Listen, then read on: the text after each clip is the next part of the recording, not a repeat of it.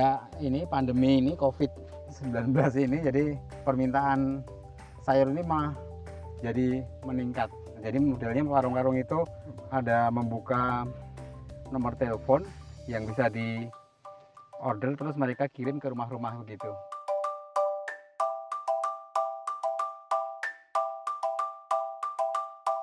Dengan pandemi ini semakin banyak orang-orang kota yang semakin menyadari akan pentingnya makanan yang aman, pentingnya makanan yang sehat. Artinya apa? Nilai-nilai tinggi makanan tadi itu semakin dihargai orang.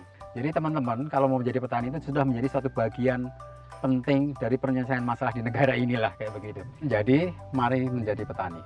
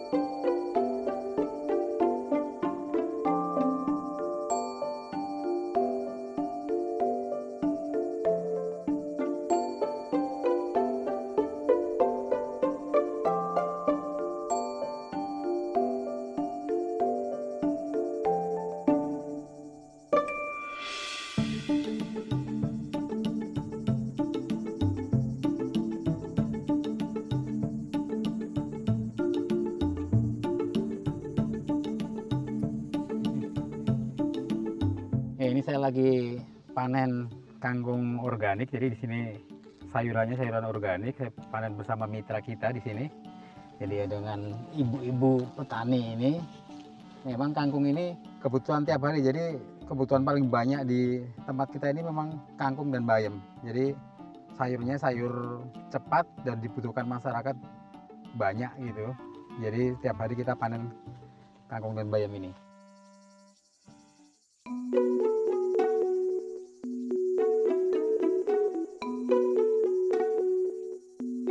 Sejak ini pandemi ini COVID-19 ini, jadi permintaan sayur ini malah jadi meningkat.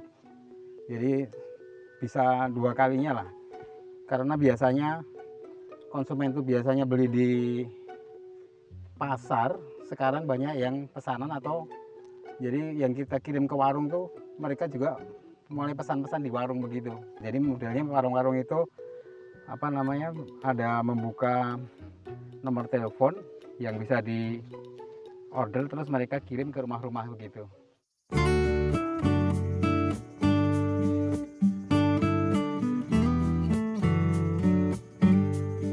Jadi saya bertani bersama dengan teman-teman petani di sini, berorganik ini karena memang bagi kita penting, karena bertani itu kan nggak cuma hari ini ya. Karena bertani ini kan diharapkan untuk jangka panjang. Jadi dengan bertani organik ini sebenarnya akan lebih ramah lingkungan. Jadi tanah pertanian kita itu semakin lama bukan semakin kritis tapi tambah semakin bagus karena kita memberikan asupan berupa biomasa organik, dan artinya kita menghidupin tanah.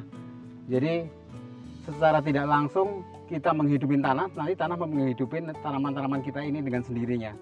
Jadi dan tidak ada residu karena kan bahan-bahan organik baik itu pupuk maupun pestisidanya mudah diolah oleh alam dan sangat dikenali oleh alam lah istilahnya begitu. Kalau kita menggunakan bahan-bahan kimia, nah ini residunya ini selain dia juga mencemarin tanah, residu yang menempel di sayuran ini pun juga berbahaya bagi orang yang mengkonsumsinya. Residu-residu kimia itu kan nggak dikenali oleh tubuh. Persis apa yang terjadi di tubuh kita maupun apa yang terjadi di tanah. Mikroorganisme segala macam tidak mengenali dan tidak bisa mendekomposisi, malah mencemari. Dan yang paling parah sebenarnya dengan kimia itu merubah kultur masyarakat. Jadi merubah pandangan masyarakat bahwa sebenarnya tanah ini sesuatu yang hidup menjadi hanya sesuatu cuman benda mati yang kadangkala dikasih pengen cepet dikasih pupuk kimia, dikasih racun segala macam kayak begitu. Padahal sebenarnya kalau kita lihat di tanah ini akan banyak sekali binatang, banyak sekali mikroorganisme yang sangat bermanfaat bagi tanaman kita.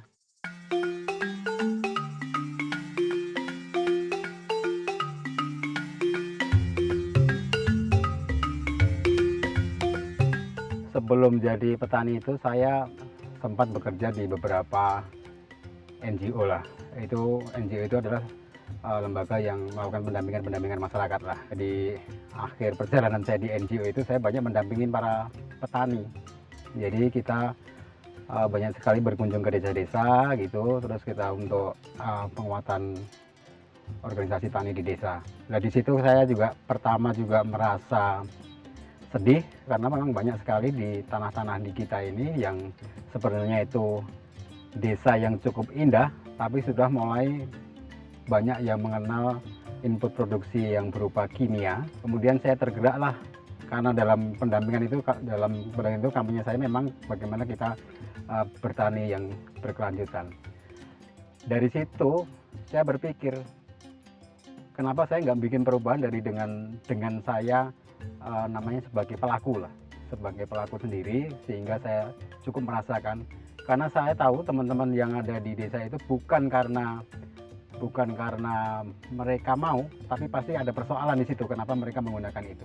Nah persoalan itu nggak akan kita tahu benar, nggak akan kita bisa merasakan tanpa saya juga harus mencoba menjadi petani itu sendiri.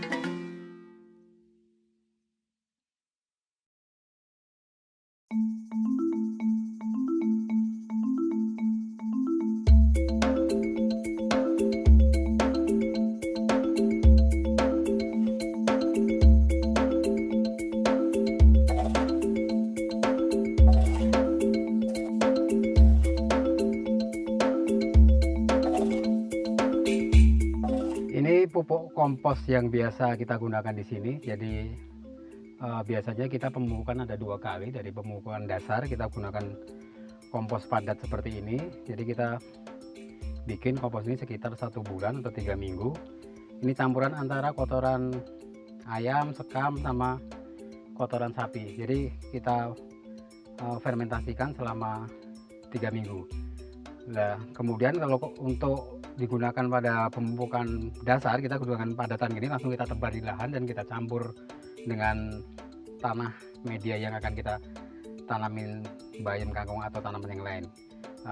Kemudian nanti kita bisa untuk susulan kita bikin pupuk cair dari bahan yang ini juga. Jadi ini bahan yang sudah jadi, kompos yang sudah terfermentasi secara sempurna, artinya sudah nggak panas lagi, tinggal kita cairkan untuk pemupukan susulan.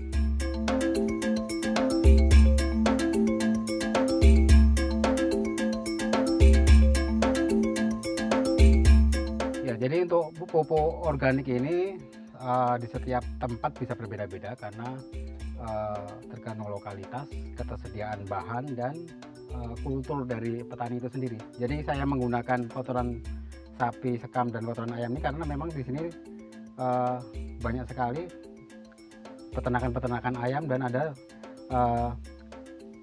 bukan peternakan ya, kalau sapi itu biasanya peliharaan petani gitu, ada 1-2 itulah sapi tetangga gitu, kita kumpulkan kotorannya kemudian kita campur dengan kotoran ayam itu. Jadi memang tergantung dari pertama dari ketersediaan bahan baku untuk pupuk itu sendiri. Saya mau menunjukkan cara bagaimana kita membuat pupuk susulan yang berupa cair. Jadi dengan bahan baku kompos yang sudah jadi ini, kita akan bikin teh kompos namanya, yang kemudian airnya tadi bisa untuk menyiram tanaman kita untuk susulan, pupuk susulan.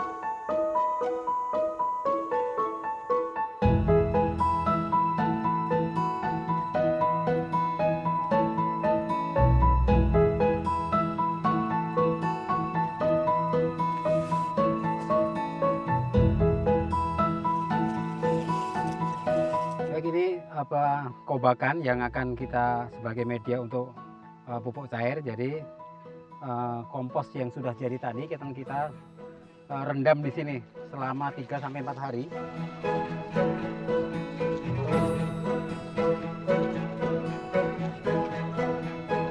Ini direndam selama 3 hari, nanti airnya jadi hitam. Ya, setelah airnya itu hitam, biasanya sudah siap untuk dijadikan untuk menyiram sayuran di sini. Nah, ini dinamakan pupuk cair atau orang bilang kompos tea bag. Jadi apa namanya, teh celup kompos gitu. Biasanya teh celup kan isinya teh, tapi ini isinya kompos.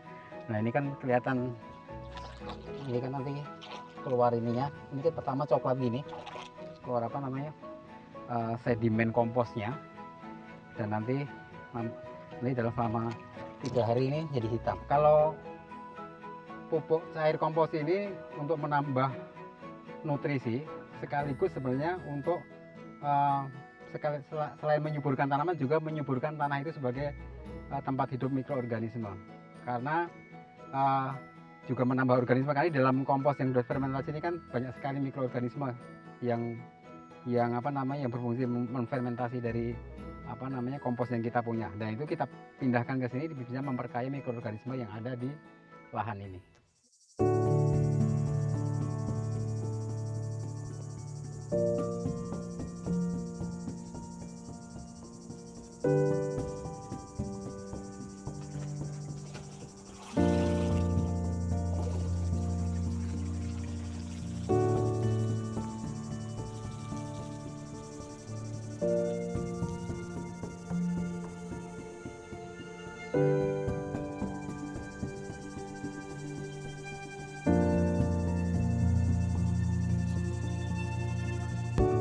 Saya memang dari awal, saya memang punya keinginan yang kuat untuk mencoba pertanian. Kalau kita sebut di awal itu, kita bukan menyebut pertanian organik, kita menggunakan konsep pertanian berkelanjutan yang berbasiskan keluarga.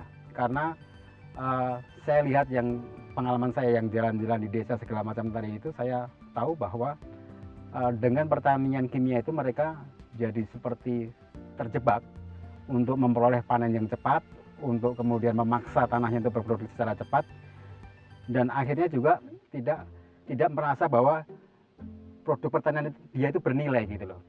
Dia itu karena harganya sangat murah, akhirnya mereka memproduksi besar biar menerima yang besar gitu. Akhirnya mereka cepat untuk mencari yang besar segala macam. Tapi apa yang terjadi? Bahwa mereka membutuhkan input produksi yang cukup mahal, karena semuanya kan dibeli, dari benih dibeli, dari pestisida dibeli, dari pupuk dibeli. Sedangkan pada saat menjual, harganya tidak seperti yang diharapkan. Nah, dari pengalaman di situ saya sudah mulai mencoba, walaupun itu baru mencoba, untuk bertani secara berkelanjutan, bertani secara organik, bertani secara alami, menggunakan input-input alami yang ada di sekitar.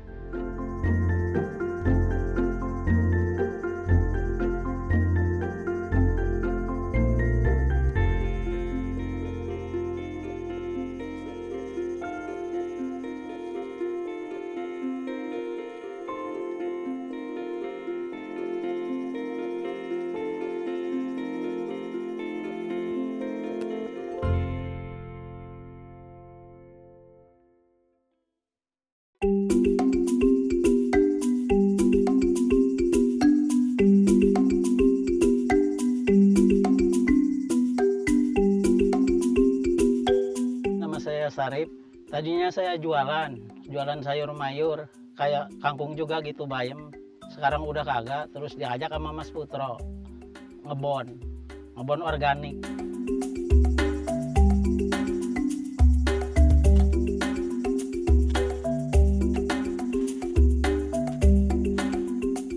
Saya udah jadi petani, udah 6 tahunan lah.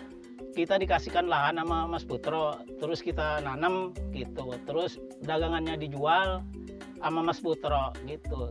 Enaknya sih enak jadi petani gitu, nggak pusing lah gitu, udah macul mah udah nyantar aja di rumah gitu. Enakan jadi petani sih, ya bangga sih kita jadi ngasih sama masyarakat gitu sayuran yang sehat gitu. Jadi istilahnya makan juga sehat, jadi nggak ada hal-hal yang kagak sehat. Kalau sayuran nggak organik kan kurang sehat lah begitu.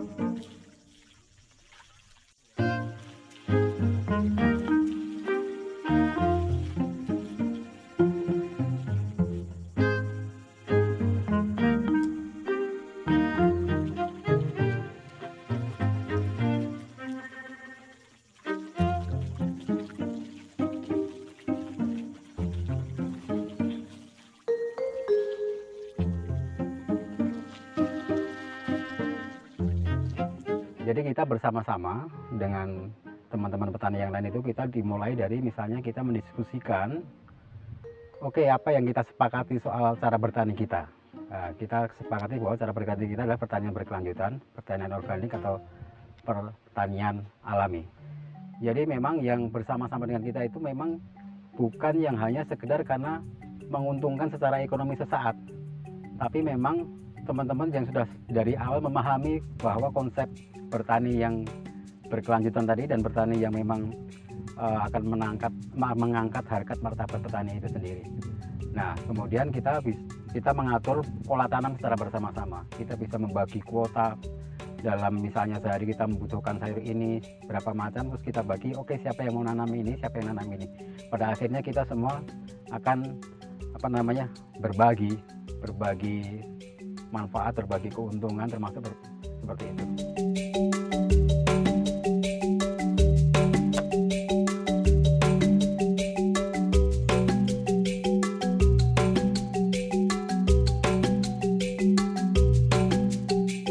Di masa pandemi ini sebenarnya pola konsumsi masyarakat jauh berubah, termasuk juga awareness masyarakat terhadap makanan itu sangat berubah sekali. Yang tadinya mereka nggak mikir makanan apa aja, yang penting bentuknya bagus, rasanya enak, itulah yang disebut makanan yang mahal. Pada saat ini justru raw vegetable misalnya kayak begitu menjadi lebih mahal dalam pikiran mereka, lebih penting karena akan meningkatkan imunitas segala macam kayak begitu. Dari situ masyarakat juga semakin paham, mereka nggak akan bisa mengetahui kalau misalnya mereka beli di pasaran grosir misalnya, nggak tahu ini dari mana, diproduksi secara apa, apakah menggunakan bahan kimia apa tidak. Akhirnya banyak sekali masyarakat yang membentuk grup-grup kecil untuk bisa memenuhi kebutuhan pangan yang sehat tadi itu. Makanya sekarang banyak sekali pesanan-pesanan yang lewat online, lewat telepon, lewat WA segala macam itu akan jadi agak berubah ya. Yang dulu mereka misalnya beli di pasar tradisional, mereka sekarang ini kalau misalnya ada yang mensuplai dari kebun langsung itu, mereka akan sangat antusias sekali. Mereka sampai karena mereka mungkin juga lebih banyak waktu ya karena work from home kan, sampai mereka mencari ke desa-desa untuk bisa ketemu dengan para petani yang memang bisa memproduksi untuk bikin kerjasama seperti itu.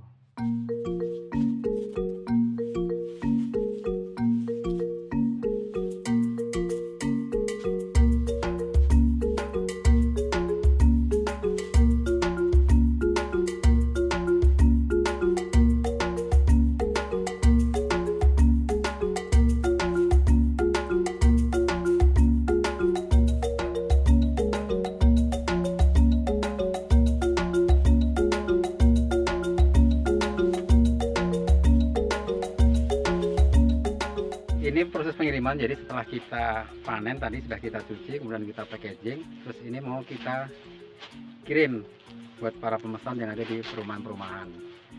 Ada yang agen gitu ya, ada juga yang warung-warung yang ada di perumahan.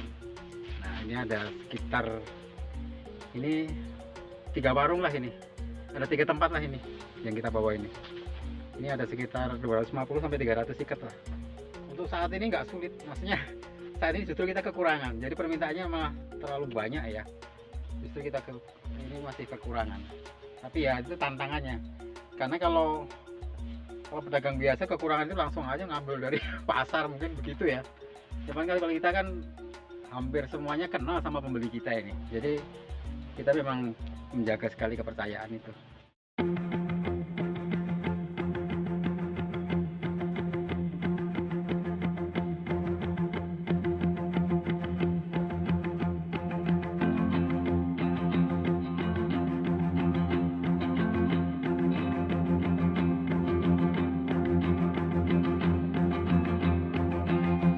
Baik bagi teman-teman muda, jadi kita tahu nih di era pandemi ini kita semakin tahu bahwa makanan yang sehat, makanan yang baik itu sangat penting sekali. Ternyata nilainya sangat tinggi lah.